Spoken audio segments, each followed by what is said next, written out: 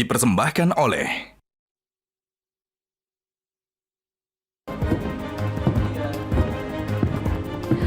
Pemirsa, tabungan perumahan rakyat atau TAPERA kini banyak diplesetkan menjadi tambahan atau tabungan penderitaan rakyat. Di tengah beban ekonomi yang semakin besar, pemerintah mengeluarkan peraturan baru untuk memotong gaji pekerja sebesar 3% sebagai iuran TAPERA. Padahal saat ini pekerja sudah dibebani dengan berbagai macam potongan gaji untuk mengikuti program pemerintah.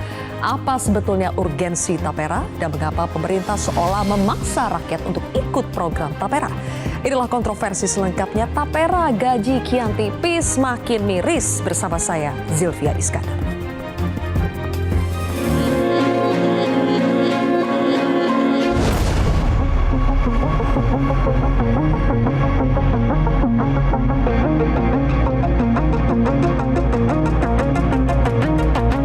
Kalau saya sih kurang setuju, semakin memberatkan. Kita sendiri sebagai karyawan swasta sudah banyak lumayan dipotong. Pungutan yang telah ditanggung pembagi kerja ini sudah sebesar 18,24 sampai 19,74%. Ya tentu kita ingin memanggil semua yang terkait untuk memberi penjelasan kepada DPR sekaligus pada masyarakat. TAPERA itu memang itu tabungan, bukan dipotong terus hilang. Tabungannya itu untuk mendapatkan bantuan untuk bangun rumahnya. Kita mengasihkan subsidi kepada masyarakat yang belum punya rumah, itu agak tidak fair. Karena kalau pemberian subsidi itu harus pemerintah yang memberikan. Biasa dalam kebijakan yang baru itu pasti masyarakat suka ikut berhitung, mampu atau nggak mampu, berat atau nggak berat. Baik pemirsa, untuk membahasnya sudah hadir 6 narasumber di studio Metro TV. Di sebelah kanan saya adalah Wakil Ketua Komisi 9 DPR RI fraksi Golkar, ada Bang Melki Lakalena. Selamat malam Bang Melki. Kemudian juga ada Komisioner Badan Pengelola atau BP TAPERA, Pak Heru Pudio Nugroho. Pak Heru, terima kasih sudah hadir. Berikutnya juga ada pakar properti Panagian Simanung Kalit. Pak Panagian, terima kasih sudah hadir. Di sebelah kiri saya adalah Presiden Konfederasi Serikat Pekerja Indonesia KSPI, Said Iqbal. Bang Said, selamat malam. Berikutnya juga ada Wakil Ketua Bidang Ketenagakerjaan Asosiasi Pengusaha Indonesia atau APindo, Pak Darwoto, selamat malam. Dan juga Sekretaris Jenderal Organisasi Pekerja Seluruh Indonesia atau OPSI, Pak Timbul Siregar. Pak Timbul, terima kasih sudah hadir di kontroversi. Bapak-bapak dan pemirsa, karena masih banyak yang gagal paham soal TAPERA ini, izinkan saya untuk mengulas sedikit soal TAPERA. Apa sebetulnya TAPERA itu? Saya akan tampilkan informasinya. Jadi TAPERA itu adalah program penyimpanan dana yang diperuntukkan untuk bisa membantu pembiayaan pembelian rumah, atau bagi yang tidak bisa menerima manfaat dari TAPERA ini, nanti ketika sudah pensiun atau meninggal dunia, maka dananya itu akan dikembalikan plus juga dengan hasil pemupukannya. Kemudian kita akan lihat berikutnya, siapa saja yang menjadi peserta TAPERA. Peserta TAPERA ada beragam, mulai dari pegawai negeri, kemudian pegawai swasta, sampai dengan WNA dengan lama kerja di Indonesia minimal 6 bulan. Berikutnya kita akan lihat syarat kepesertaannya, berusia minimal 20 tahun atau sudah menikah, dan juga berpenghasilan minimal atau memiliki upah minimum. Kita akan lihat juga bagaimana besaran iuran dari TAPERA ini. Langsung saja ke besaran iuran, kita sudah tahu 3%. 3% itu tapi tidak semuanya ditanggung oleh pekerja. 2,5% ditanggung pekerja, 0,5% itu ditanggung oleh pemberi kerja. Kemudian juga, apa sih sebetulnya peruntukan dari dana TAPERA? Saya mengutip langsung kata-kata dari Pak Heru. Intinya konsepnya ini adalah gotong royong, membantu peserta lain yang saat ini belum bisa memiliki rumah lewat iuran yang dipotong dari gaji peserta TAPERA setiap bulannya. Konsepnya adalah sederhananya ini berlandaskan gotong royong. Penerima manfaat TAPERA, tidak semua yang ikut membayar iuran TAPERA bisa merasakan manfaat dari TAPERA. Ada kelompok yang bisa merasakan, yaitu mereka yang berpenghasilan rendah, masyarakat berpenghasilan rendah atau istilahnya adalah MBR, yaitu mereka yang penghasilan maksimalnya itu 7 juta rupiah bagi yang belum kawin dan maksimal 8 juta rupiah bagi yang sudah menikah. Dan juga masyarakat yang belum memiliki rumah pribadi, atau ini hanya untuk berlaku bagi mereka yang ingin punya rumah pertama atau merenovasi rumah pertama. Kita akan lihat juga fasilitas Tapera. Ini dia, ada kredit pemilikan rumah KPR, kredit bangun rumah, kredit renovasi rumah dengan tenor panjangnya hingga 30 tahun nanti, dan suku bunganya katanya sih di bawah suku bunga pasar. Pertanyaannya, bagaimana dengan yang tidak bisa menerima manfaat kepemilikan rumah atau renovasi rumah? Tadi jawabannya sudah diberikan di awal bahwa nanti ketika sudah memasuki usia pensiun 58 tahun atau meninggal dunia, maka dananya ini akan dikembalikan plus dengan hasil pemupukannya. Hasil pemupukannya berapa nanti saya akan langsung tanya ke Pak Heru. Tapi sebelum itu Bapak-Bapak, saya ingin langsung tanya ke Pak Timbul. Pak Timbul, benar tidak kalau Tapera itu sekarang menjadi tambahan penderitaan rakyat? Ya, paling tidak gini, saya mau katakan semangat Tapera bagus ya untuk mendorong masyarakat kita punya rumah. Cuma ketika kita kontekskan pada Undang-Undang 4 tahun 2016 dengan sangat jelas pasal 7 mewajibkan. Jadi sebenarnya kalau kita jujur ya, itu bukan salah di PP-nya 21 2024, PP 25 2020, tidak.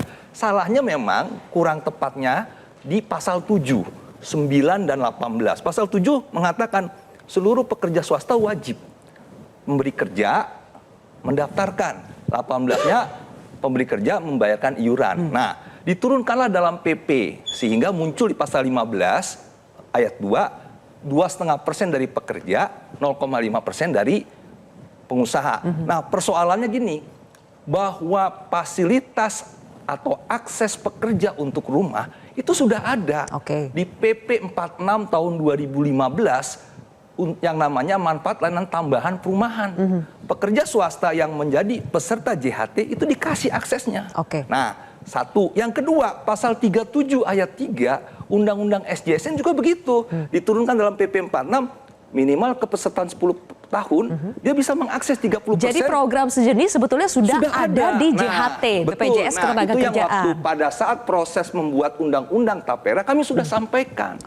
Kita ini punya tabungan sudah di JHT. Berarti ini tumbang tindih dong, overlapping. Nah, itu yang sudah kita ingatkan.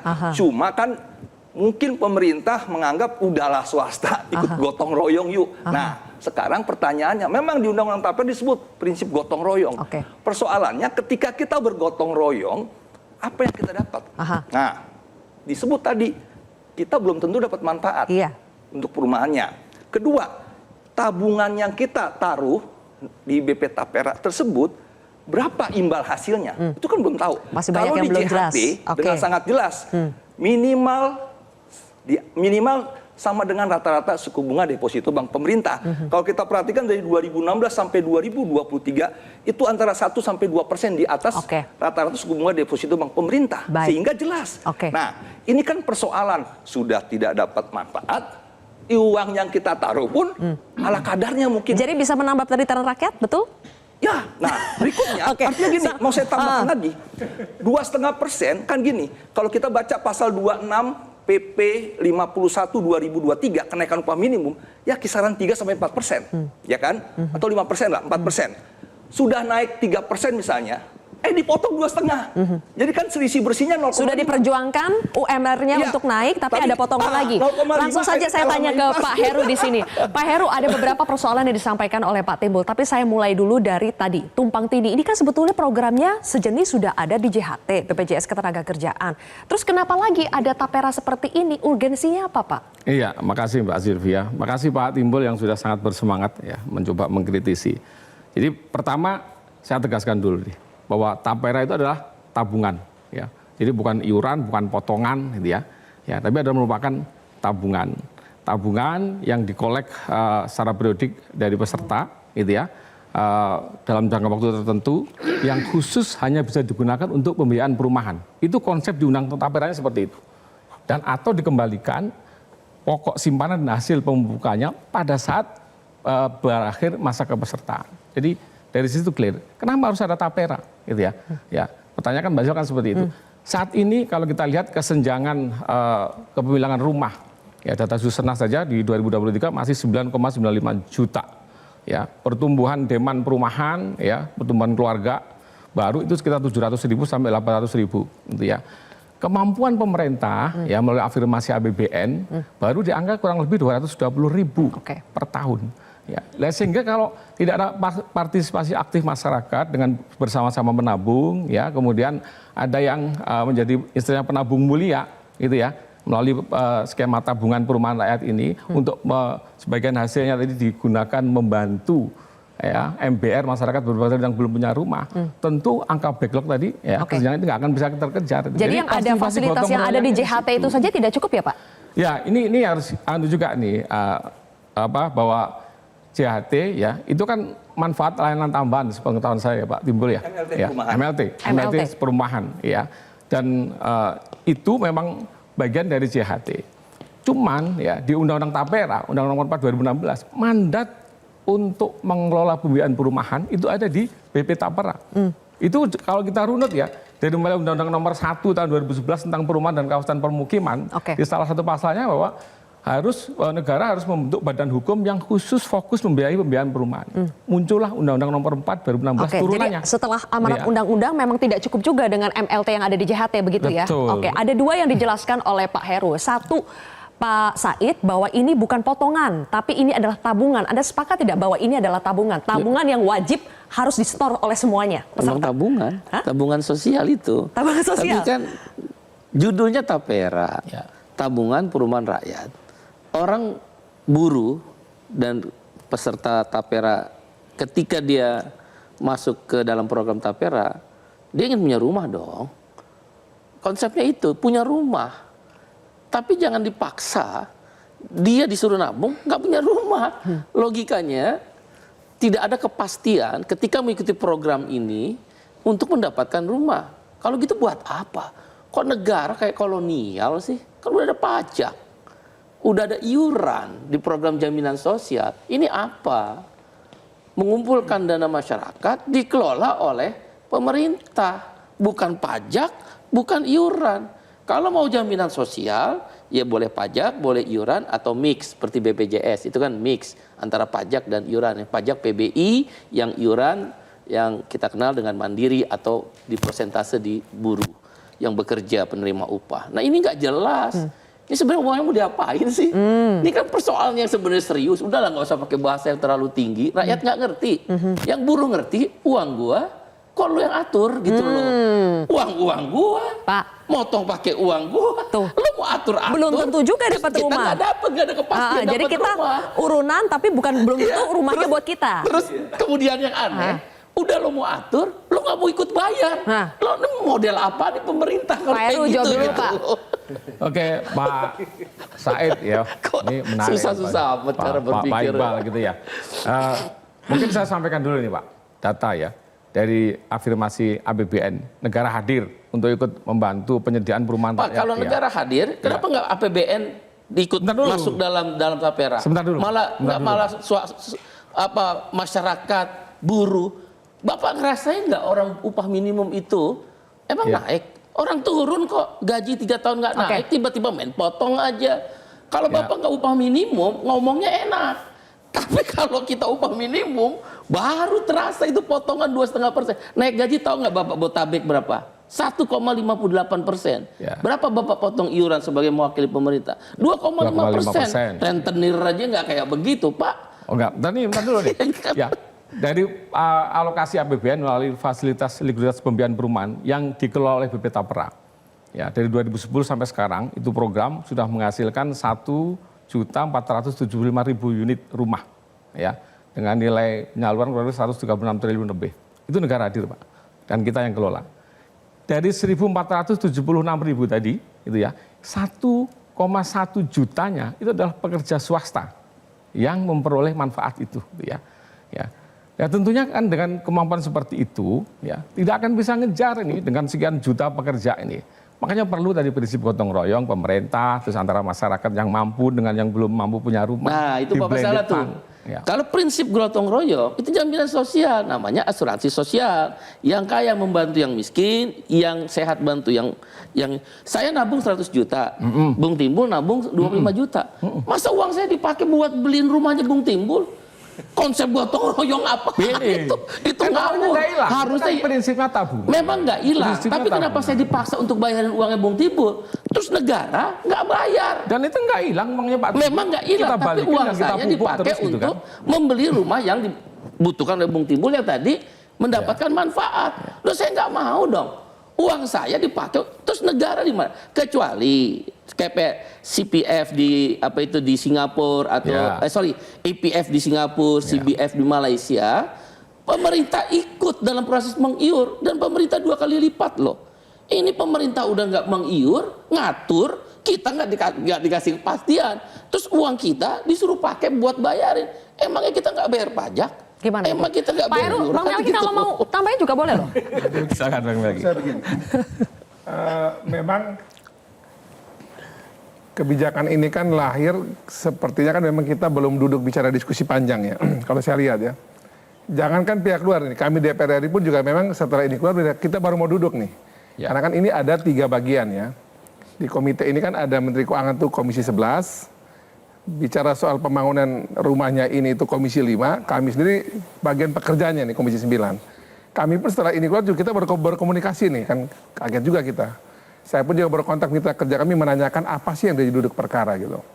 Ternyata memang kalau dilihat memang ini spiritnya pemerintah, semangatnya kita anggap dulu ya Bang Said. Semangatnya kan bagus nih, mau bantu agar para pekerja atau masyarakat secara umum yang bekerja ini mereka mendapatkan rumah gitu.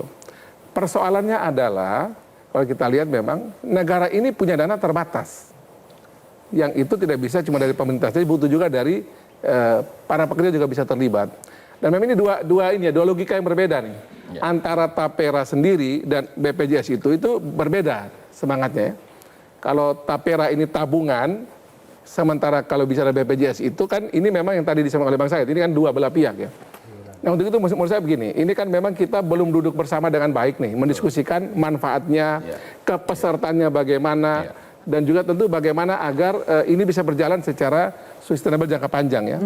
Jadi maksud saya ini kalau memang kita bisa diskusikan dengan baik menurut saya sebenarnya spirit yang kita ambil dulu dan ya saya terima kasih juga kepada Pak Jokowi nih. Kan ini kan mandatori harusnya dilaksanakan.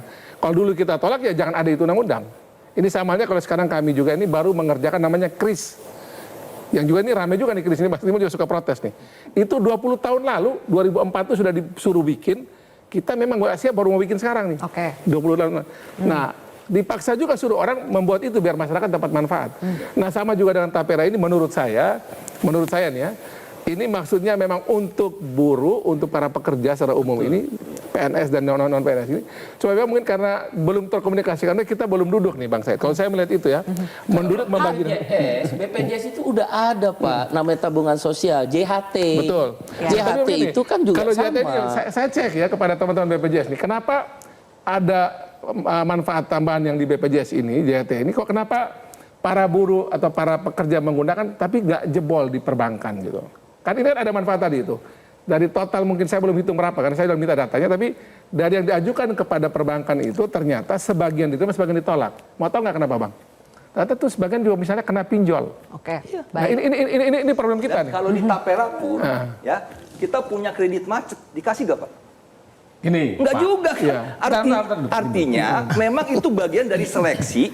Kalau orang mau minjem rumah, yang begini-begini ya harus selesai dulu. Masa dipinjem motor kredit macet 5 gitu ya. Terus mau minjem rumah, kan logikanya motor aja lo macet, apalagi rumah, kan gitu. Maksud saya, itu menurut seleksi alam, seleksi bisnis biasa ya. Cuma kan masalahnya adalah bagaimana kita sudah punya ini. Sebenarnya Pak, 2000 sebelum disahkan kita udah ingatkan, MLT perumahan itu sudah ada fasilitasnya untuk pekerja. Nggak usah lagi. Nah, tinggal dibagi segmen. Bang Timur mengatakan bahwa PNS sendiri, swasta sendiri gitu. Iya, masyarakat ya ditambah. Taperum dulu kan untuk PNS. Karena kan muncul tuh peserta mandiri. Boleh, Tapi silakan. enggak juga. Saya baca di satu media, Pak Eri dan Bang Melki ya, PNS yang dia udah pensiun ya, nggak punya rumah kok. Jadi maksudnya berbagai program ini tidak menjamin juga orang punya rumah. Dijawab nanti ya, Pak Heru dan Bang Melki. Pak Painangan juga boleh nanti menanggapi. Kita sudah terima dalam pemirsa, kontroversi akan kembali sesaat lagi.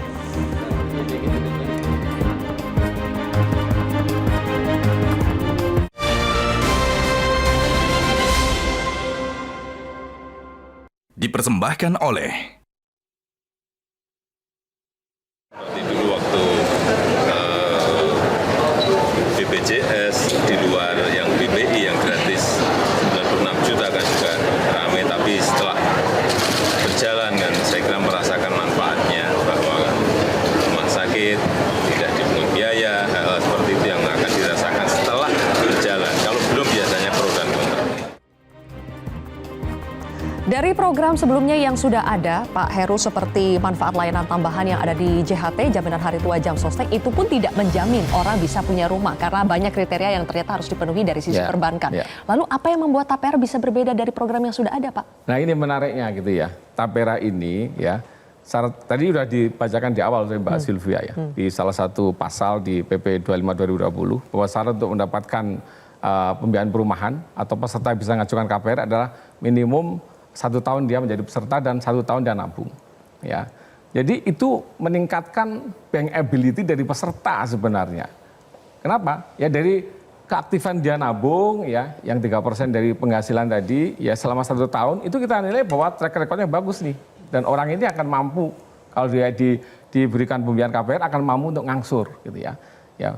Pengalaman selama ini ya dari FLPP dan dana Tapera yang kita kelola dari Bapertarum itu angsuran per bulannya yang sekitar 1 juta. 1 juta rupiah gitu ya. Tapi selama tenor 20 sampai 30 tahun. Pasal 39 PP itu kan disebut juga BP Tapera bisa menentukan terkait dengan kemendesakan.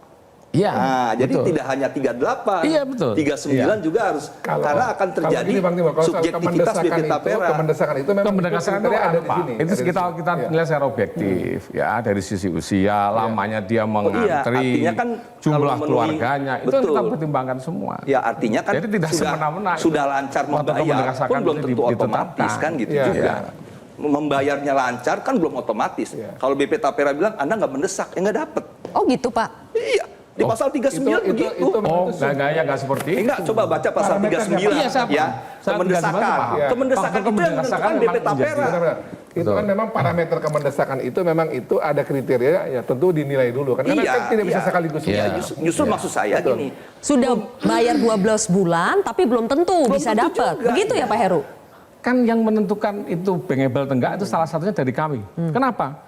Karena ini pembiayaan kan blended, bukan uangnya bank sepenuhnya. Ya, maksud saya sebagian besar adalah dari uang tabungan peserta tadi, sehingga kita berhak menentukan ke bank, bukan bank yang menentukan itu bisa apa enggak. Ini sudah cukup teknis, tapi kita kembali lagi ke awal ketika tadi saya menanyakan soal urgensi Tapera ini. Mungkin ke Pak Panagian dulu. Pak Panagian, tadi Pak Heru sudah menjelaskan ada backlog atau kesenjangan antara kebutuhan dan pasokan rumah di Indonesia.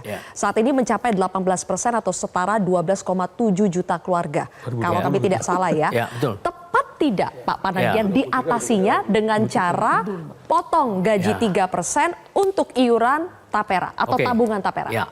Dari 73 juta keluarga di Indonesia, memang perumahannya masih 13 juta yang kurang lebih yang masih belum punya. Jadi dia bisa tinggal di tempat yang orang lain miliki kan. Tetapi yang lebih parah adalah 26 juta yang tidak layak huni. Stunting 60% datang dari rumah yang tidak layak huni. Apa kriterianya? Ketinggiannya, jumlah luas ruangannya, sanitasinya, dan segala macam. Jadi kalau dikasih tahu bukan 10 juta hanya soal punya rumah sebenarnya. Kalau kita lihat tingkat kesejahteraan itu memang kumuh itu harus diselesaikan 26 juta, 900 tuh. Itu 26 juta itu dari 75 juta rumah itu. Yes, dari 23 juta keluarga. Ya. Jadi 73 keluarga yang tidak punya rumah kurang lebih 12, berarti kan 12 juta ini tinggal bisa bukan di rumahnya dia, entah dalam bentuk sewa dan segala macam. Tetapi dari 73 juta pun 26 juta itu tidak layak secara ventilasi, secara higienis dan segala macam. Kalau di kesehatan itu berarti krisnya itu belum bisa itu. Jadi artinya kalau disebut gotong royong itu sangat bagus. Intinya maksud Anda pemerintah tidak bisa menyelesaikan masalah ini sendiri, harus dibantu dengan gotong royong masyarakat. Kenapa? Karena kalau kita lihat persoalan properti itu kan terjadi mismatch. Yang tinggi. Dia dana jangka pendek, bank itu kan bisa bangkrut dalam 1 bulan. Ditarik semua kayak tahun 98 bangkrut dia. Sementara finance untuk housing itu dicicil sampai 25 tahun. Jadi mismatch, maturity. Jadi kalau nggak ada dana jangka panjang, seperti nanti yang iuran itu tabungan itu misalnya umur 20, diambil umur 58 kan 28 tahun itu uang. Nah itu yang membuat stability dari finance housing finance. Jadi kalau Pak Said bilang tadi Central Provident Funds di Singapura. Saya sekolah di Singapura tahun 90. Profesornya selalu bilang kesejahteraan Singapura itu karena rumahnya semua hampir 98%. Pada tahun itu Malaysia mengikuti Employee Provident Fund. Jadi ini konsepnya sangat benar karena apa? Kita butuh dana jangka panjang yang berkelanjutan dalam jumlah yang sangat besar. Secara konsep menurut Anda benar ya ini? Memang harus ada tapera ini. Ya tapi itu sistem jaminan sosial. BP tapera ini kan nggak jelas, banci lah kalau bahasa kita. Kenapa banci? Loh, dia sistem jaminan sosial atau bantuan sosial.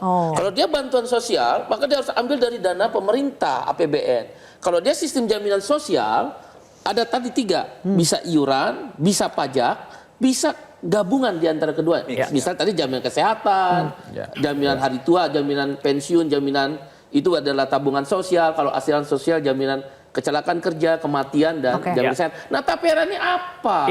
Pemerintah masalah teknis Pak Said nggak ada masalah deh. Nanti masih ada 2-3 tahun di DPR. Tapi secara konsep dia akan memberikan kepastian kesejahteraan masyarakat Indonesia sampai tahun 2045. Saya nggak bisa Pak. Sampai situ dulu. Dan Taspen aja itu uang tentara loh itu. Itu aja dia korupsi. Apalagi uang kita. Gini. Diskusi kita ya. Nanti kita bahas soal celah korupsinya, kita bahas. Pak Panagian kan mengatakan spiritnya bisa meningkatkan kesejahteraan masyarakat. Saya tanya dulu ke Apindo, benar tidak ini bisa meningkatkan kesejahteraan masyarakat? Pak Daroto. Jadi kalau tadi yang Bang Dian sampaikan, secara konsep memang iya, ya secara konsep bahwa ini ada gotong royong apa itu is oke lah. Tetapi kembali ke tadi, ini jaminan sosial apa tabungan? Kalau jaminan sosial it's okay gitu. Tapi kalau tabungan tuh sifatnya harus sukarela dong. Ya tidak boleh diwajibkan. Tabungan wajib, ya kan? Kecuali istilahnya sebelum jam sosial kan tabungan hari tua itu satu-satunya wajib pada saat itu ya. Nah, inilah yang menjadi masalah di sini karena sejak 2015 akhir 15 itu kita membahas undang-undang ini. Kita dari pengusaha udah menolak. Bahkan waktu itu teman-teman serikat pekerja di Tripartit Nasional juga sudah menolak. Ini nggak ada urgensinya dikeluarkan aturan tapera ini. Oke lah kalau untuk ASN, TNI, Polri silahkan saja. Tapi kalau untuk swasta, karena pada saat itu 2015 kan sedang mulai ada keluar yang namanya manfaat layanan tambahan itu. Nah itu kan ini masih idle belum digunakan. Memang benar tadi apa yang disampaikan. Ini yang mengajukan bankable apa tidak? Sama Pak kalau di tapera juga ini orang bankable apa enggak seperti tadi yang kalau terjerat kasus pinjol misalnya. Pasti kan nggak mungkin gitu. Ya, tapi begini, dari segi pengusaha bisa dipahami karena dia sudah ikut dalam 5,7 itu kan. Iya. Jadi nanti solusinya bagusnya begini.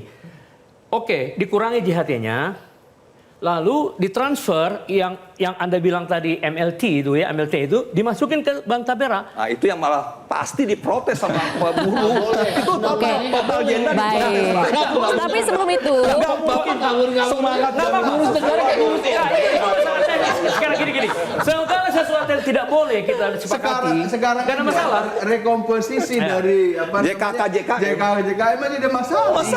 Untuk idenya Bapak Oke. Saya hanya ingin menanggapi Apindo, Pak. Tidak rela mengeluarkan 0,5. Masalahnya Apindo ini dari pengusaha sudah mengeluarkan banyak. Misalnya kita punya tabel di sini, ada ragam potongan gaji pekerja ini dari pajak penghasilan, kemudian potongan untuk BPJS Ketenagakerjaan, banyak ya potongannya yang bisa kita lihat.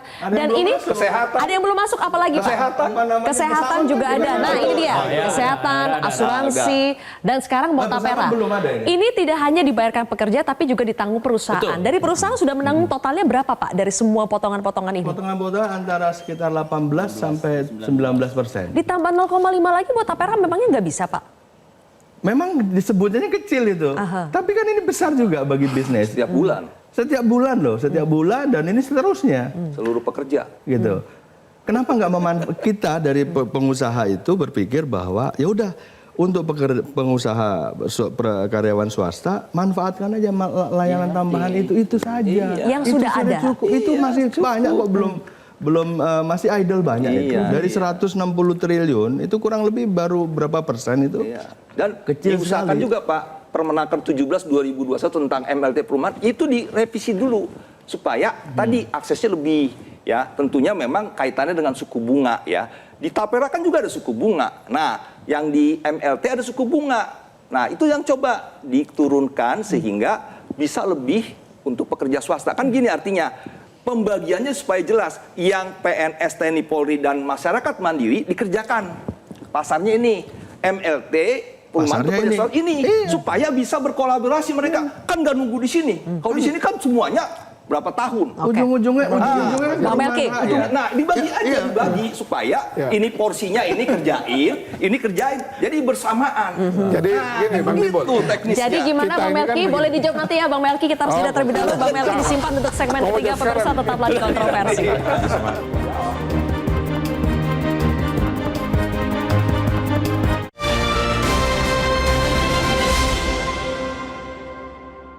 Dipersembahkan oleh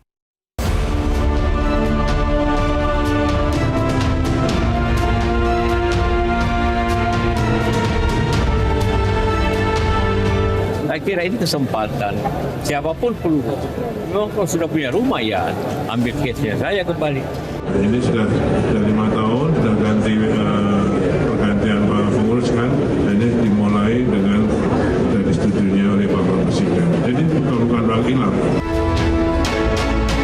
Pemerintah mengeluarkan kebijakan hanya membuat kebingungan masyarakat dan masyarakat lelah mendebatkan hal-hal yang belum jelas seperti ini. Sebetulnya menurut saya ini perlu dilakukan dikaji kembali.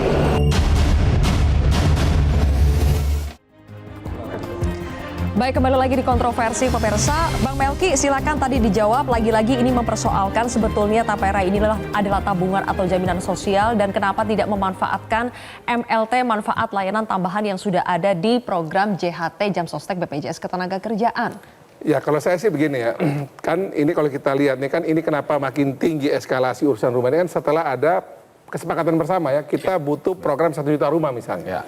Dikerjainlah ini sebagai sebuah ide. Prinsipnya kan begini, kita sebenarnya tahu dari semenjak kita kecil itu diajar, apa kebutuhan mendasar manusia? 3, sandang, pangan, papan. Yang lain saya kira kita tidak terlalu mengalami masalah serius nih. Sandang aman, pangan aman, relatif lah ya. Tapi kalau bicara papan ini kan tadi data sudah kita lihat nih. Data dari Bang Panangian ini kan ini orang properti benar lah, orang urusan ini ya. Itu kalau yang tidak punya rumah sekian, kemudian yang rumah yang sudah ada cat tidak layak huni.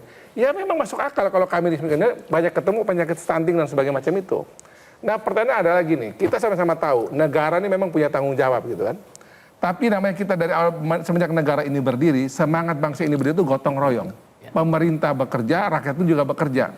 Dalam kaitan soal menyangkut perumahan rakyat ini sekarang adalah pemerintah sudah mencoba melakukan dengan cara, tadi saya cek di Pak Heru ya, ada 20 triliun per tahun yang dikeluarkan untuk membantu agar ini bisa deliver ke masyarakat yang memang membutuhkan ini, yang berpenghasilan rendah ini.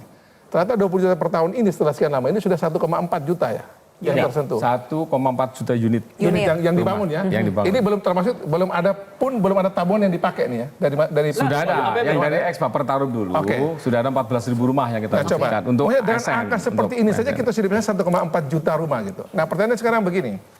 Ini juga nanti buat kita semua ya, Bang Iqbal. Kita juga bertanggung jawab nih. Bang Iqbal, kemudian Mas Timbul kita sama-sama tahu ya, data menunjukkan bahwa masyarakat kita ini bukan cuma kelas pekerja nih, saya sampai di timur itu saya suka keliling tuh.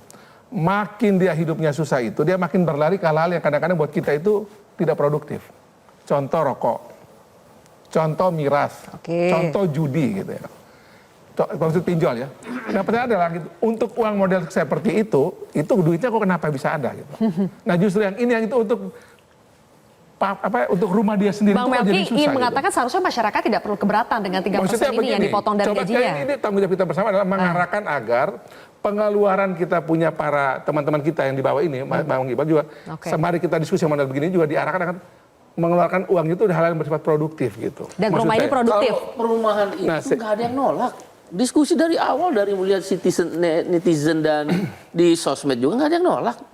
Sandang pangan papan itu kita juga belajar dari SD. Yang kita tolak, kita lagi susah, uang upah minimum dipotong gitu loh. Dan kalau 20 triliun itu nggak ada pengumuman resmi pemerintah. Saya termasuk orang yang nggak percaya bahwa pemerintah udah menaruh uang 20 triliun setiap tahun. Ya, ini kan baru omong-omong. Omong-omong. Pak Heru. Ayo. Karena pemerintah nggak pernah realisasinya sudah menjelaskan itu. Dan kalau itu ada, harus membicarakan ke DPR. Dan DPR aja kagak ngerti. Gimana mau?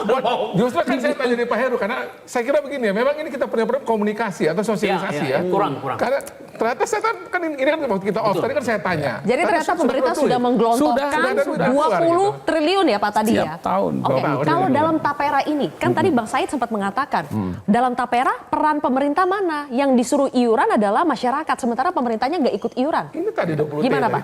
Ya tadi 20 triliun itu ya nanti akan dikelola bersama dengan dana yang dihimpun dari masyarakat yang berupa tabungan tadi. Ya, dengan tanpa merugikan, karena itu kemudian akan dikelola oleh manajer investasi, dan kita ini agak teknis nih ya, punya guideline bahwa minimal investasinya itu adalah ke surat berharga yang ratingnya minimal A. 20 triliun di APBN. 20 triliun di APBN, Pak Said. Loh, tiap gimana? tahun itu. Tiap tahun ya Anda Pak? bisa katakan 20 triliun dari APBN, itu kan kira-kira hampir 0,5% lah kalau APBN sekitar 3.000 triliunan lah ya. Hampir 3.000 triliun karena hampir 0,6 atau 0,5%. Nah, itu baru baru sekarang ini kan ada perbaikan PP. Sudah berapa tahun? Terus Anda tiba-tiba 20 triliun ini ada. Dari FLPP itu. Ini pasti. Sudah dari 2010. Berarti baru kebuka kan? Maksudnya bukan yang abang bilang subsidi itu yang kayak tadi subsidi bunga, kemudian ada program ini. Itu baru FLPP-nya loh ya. Iya, ada juga pemerintah hadir program memberikan subsidi bantuan uang muka ya 5 juta per unit rumah. Artinya ini ada yang sudah bantuan biaya berjalan, administrasi yang sudah berjalan. Ya. Jadi abang tuh jangan memprovokasi kita seolah-olah tiap tahun 20 triliun. Ini program yang sudah berjalan. Ini tidak ada hubungannya dengan tapera. Oke, jangan ada hubungannya dengan tapera. Oke, 20 triliun. Sebentar. 20 triliun ini di luar tapera ya Pak? Iya, sudah berjalan. Yang sudah berjalan. Karena ya, bantuan uang muka, baru subsidi ada, fasilitas likuiditas ada. Oke, baik, kembali lagi kita dudukkan persoalannya biar masyarakat tidak bingung ya. Coba Pak Darwoto dulu yang berbicara. Kalau ini diberlakukan Pak, 3% ini kan sifatnya sekarang wajib ya, belum ada perubahan. Wajib ini, menurut Bapak dampaknya terhadap daya beli masyarakat seperti apa? Dari pengusaha sudah ada hitung-hitungannya belum? Ya, kalau kita sih melihat begini, ketika ini diterapkan, artinya dari teman-teman pekerja ini kan 2,5% yang tadinya digunakan untuk spend untuk konsumsi kebutuhan yang lainnya, ini kan masuk ke tabungan dong, yang tapera tadi itu. Ditambah lagi yang pengusaha tadi 0,5%. Sehingga kalau ini tidak dikeluarkan, berarti kan potensial untuk pengaruh terhadap kemampuan daya beli kepada teman-teman pekerja ini juga berkurang. Nah ini yang harus diperhatikan. Makanya kita lebih fokus, cobalah gunakan yang sudah ada saja.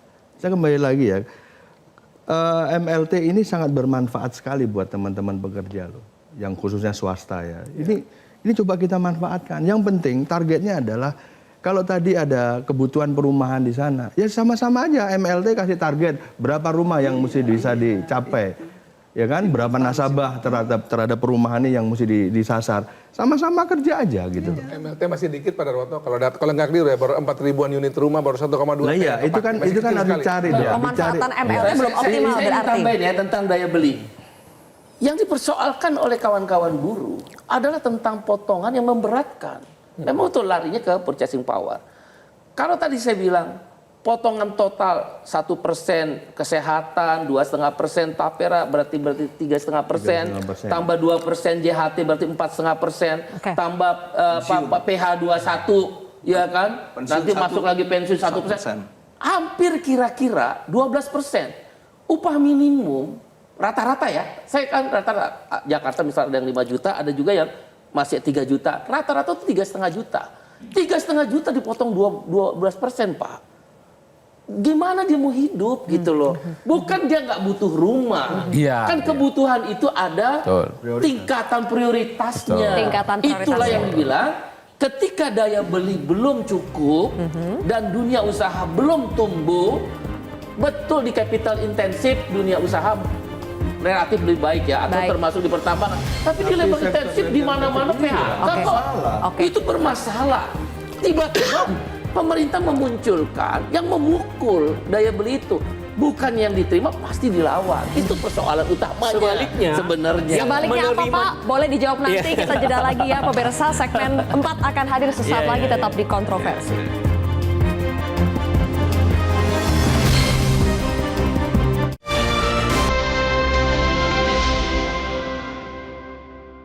Dipersembahkan oleh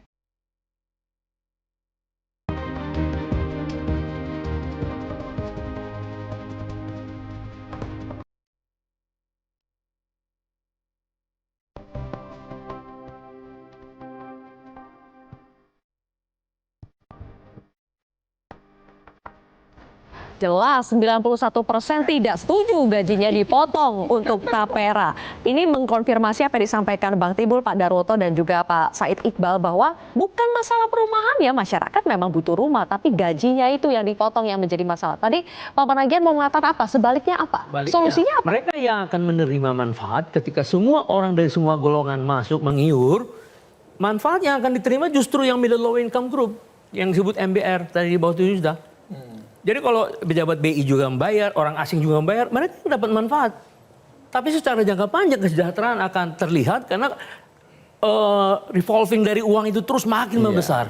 Suku bunga pada saat akan turun. Terjadi di Singapura dan Malaysia.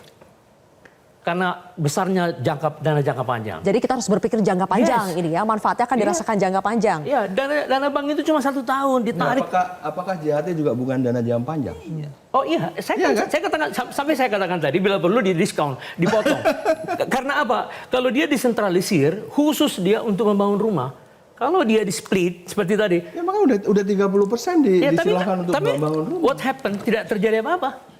Enggak, maksud saya gini Pak, itu juga sudah disediakan, tinggal dimaksimalkan, nggak usah dipaksa. Nah maksudnya gini ya, usul konkretnya, Pak Melki dan kawan-kawan di DPR dan pemerintah, revisilah Undang-Undang 4 tahun 2016, khususnya pasal 7. Yang kata wajib, diberikan aja diganti dengan kata sukarela. Jadi pengusaha yang mau silahkan, kalau yang nggak mau pakai MLT perumahan boleh. Itu impactnya nggak?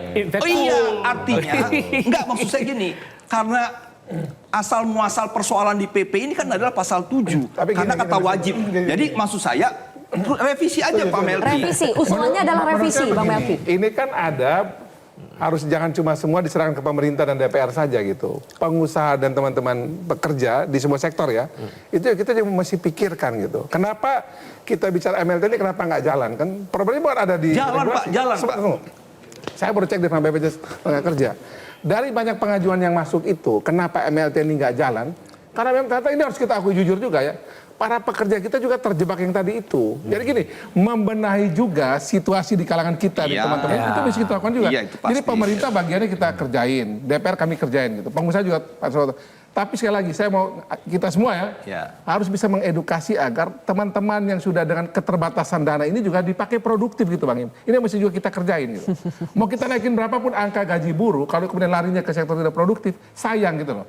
Kok bicara soal perumahan yang model begitu, sama-sama kita tahu ya, ini kan butuh bersama ya rumah nih. Nah sementara yang lain kenapa kita diam gitu? Maksudnya, kita justru punya lagi adalah membuat juga di sektor teman-teman ini juga kita menjaga agar uangnya ini benar. Bang Timbul mengatakan revisi, Bang Melki mengatakan justru pengeluarannya yang harus dikelola untuk lebih produktif. Kita semua nih, nanti kan gini. Mas Silvi, ini kan masih harus kita diskusikan lagi. Ada waktu ya? Masih ada ruang untuk mendiskusikan ya? Kita diskusikan lagi dengan baik. Masih bisa mungkin berubah? Ya teknisnya kita diskusi lah, kita diskusi lagi.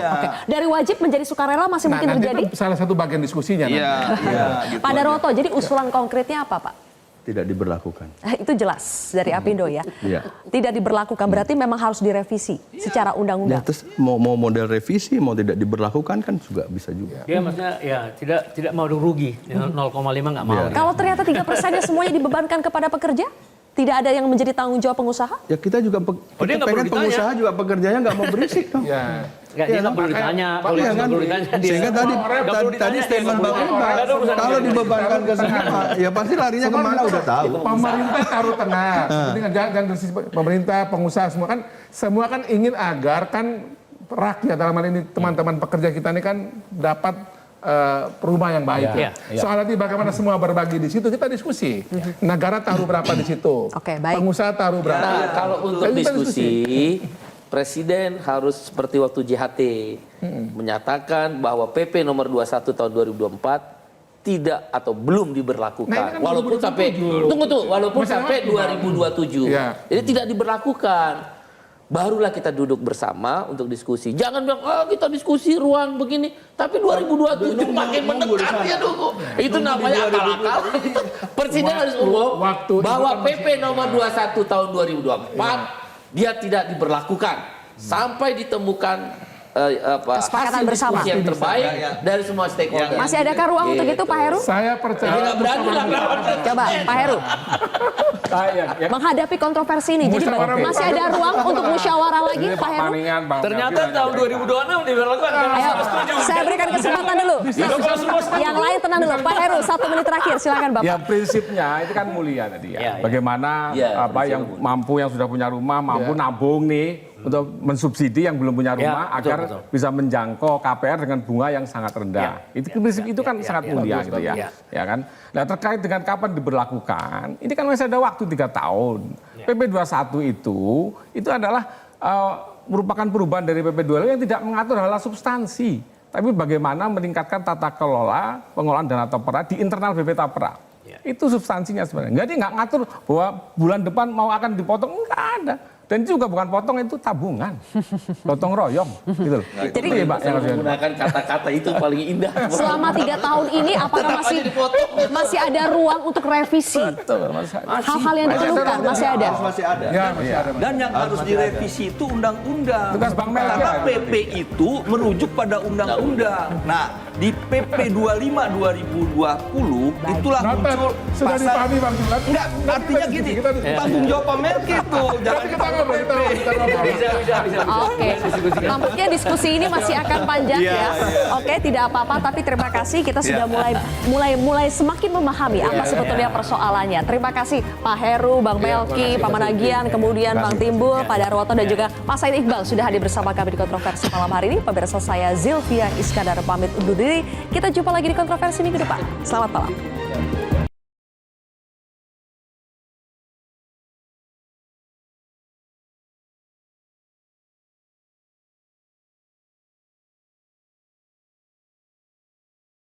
Jelajahi cara baru mendapatkan informasi. Download Metro TV Extend sekarang.